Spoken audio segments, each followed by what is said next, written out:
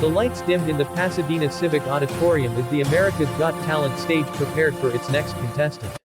Backstage, 17-year-old Miguel Santos stood trembling, his worn sneakers tapping nervously against the concrete floor.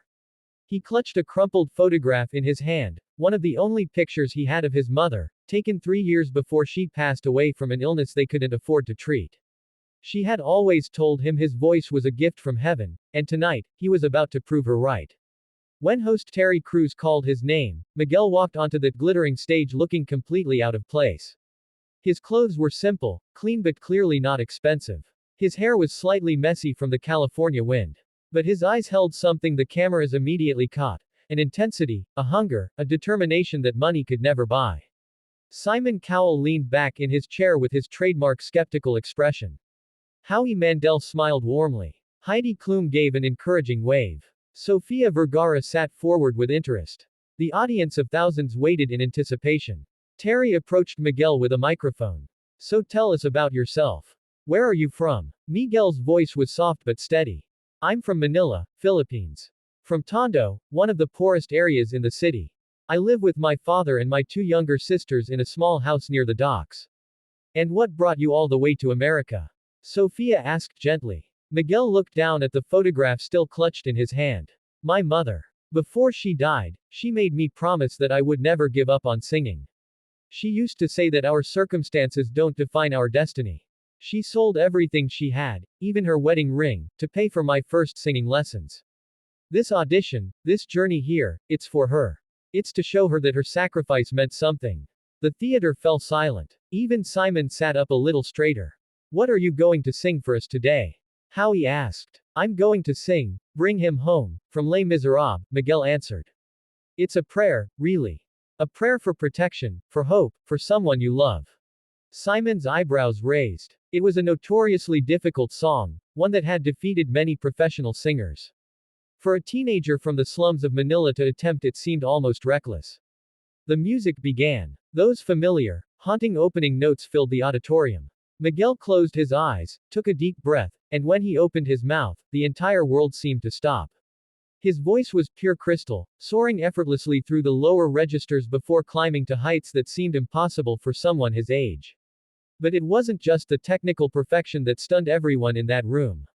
It was the emotion. Every single word carried the weight of his story, his mother's sacrifice, his family's struggles, his unshakable hope. When he reached the climactic high note, his voice didn't just fill the theater, it seemed to fill every heart, every soul present. Heidi's hand went to her mouth. Sophia's eyes glistened with tears. Howie sat completely still, transfixed. And Simon Cowell, the judge famous for never showing emotion, for crushing dreams with brutal honesty, did something nobody expected. A single tear rolled down his cheek. The audience erupted even before Miguel finished the final phrase. People were standing, crying, applauding with a thunder that shook the rafters. But Miguel seemed almost unaware of it all. He finished the song with his eyes closed, the photograph pressed against his heart, singing the final words as if his mother could somehow hear him from heaven. When the music ended and the audience's roar finally subsided enough for the judges to speak, Simon was the first to grab his microphone. His voice was rough, emotional in a way viewers had rarely heard. Miguel, I've been doing this show for many years. I've heard thousands of singers. Professionals, amateurs, young, old, from every corner of the world.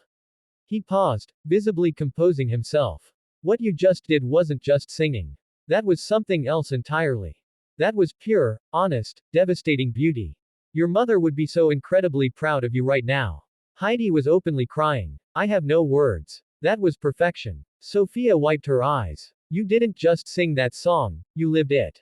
We all felt every single emotion. Howie nodded, his voice thick. That's the kind of performance that reminds us why we do this show. To find that one special person who has a genuine gift. You are that person. Then came the votes. 4 immediate yeses. But Simon did something he'd never done before in the show's history. He stood up, walked onto the stage, and pulled Miguel into an embrace while the crowd went absolutely wild.